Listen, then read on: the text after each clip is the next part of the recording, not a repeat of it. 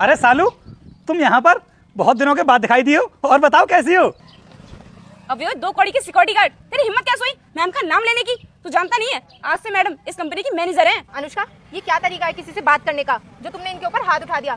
वैसे मैंने तुम्हें पहचाना नहीं, आप कौन हो? अरे मैम, आपने मेरे ऊपर हाथ क्यों उठा दिया? अरे मैं उनको जानता हूँ, इस वजह से उनका नाम ले रहा था। मैंने आपका नाम तो नहीं लिया ना। अरे तुम मुझे इतनी जल्दी भूल गई? हम दोनों क्लासमेट रह चुके हैं। लेकिन मुझे तो ऐसा कुछ भी याद नहीं आ रहा है। अरे तुम याद करने की कोशिश करो। जब मैडम ने तुझसे मना कर दिया कि ये तुझे जानती नहीं है तो फिर फालतू में रिश्ता बनाने की कोशिश क्यों कर रहा है? अच्छा, अब मैं समझी कि तू मैडम से रिश्ता बनाने की कोशिश क्यों कर रहा है, जिससे कि तेरी मैडम से जान पहचान हो जाएगी और तू जब चाहे तब छुट्टी कर ले और कोई तुझसे कुछ कहेगा भी नहीं। अरे मैडम, आप गलत समझ रही हैं। मैं भला ऐसा क्यों करूंगा? जब मैं उनको जानता हूँ तभी तो उनका नाम ले रहा था, वरना मुझे क्या पता कि इनका क्या नाम है। और सालू, तुम मुझे पहचान क्यों नहीं रही हो? मेरा नाम रोहित है। हम लोग पीआईसी इंटर कॉलेज में साथ में पढ़े थे। याद करो, सन 2015 के बैच में। अरे हाँ, याद आ गया मुझे। तुम्हारा नाम रोहित राणा है ना?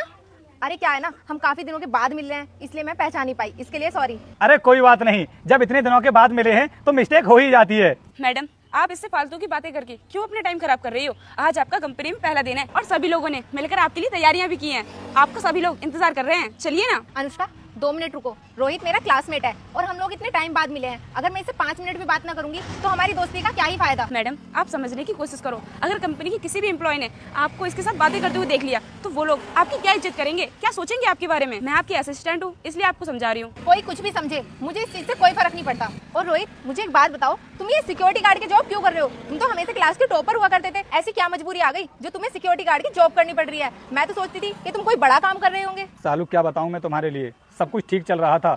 कॉलेज से निकलने के बाद मैं कोटा चला गया था नीट की तैयारी करने के लिए, और कुछ ही दिनों में मेरा एग्जाम भी था।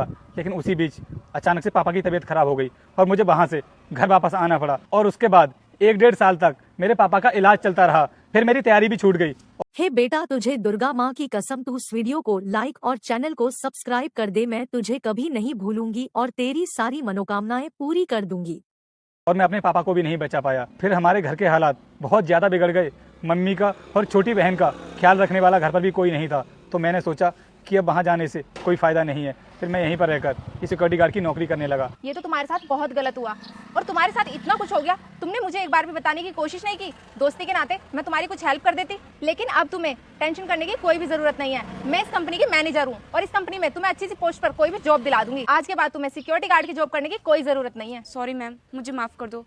जो मैंने आपकी दोस्त की इतनी बेइज्जती की, मुझे नहीं पता था कि ये इतने बुरे हालातों से गुजरे हैं। प्लीज भैया, आप मुझे माफ कर देना। देखो अनुष्का, जब तक किसी के बारे में अच्छे से जान ना लो उसके बारे में कुछ भी कहना नहीं चाहिए। रोहित, तुम मेरे साथ अंदर चलो, मुझे तुमसे और भी कुछ बात करनी है। ठीक है।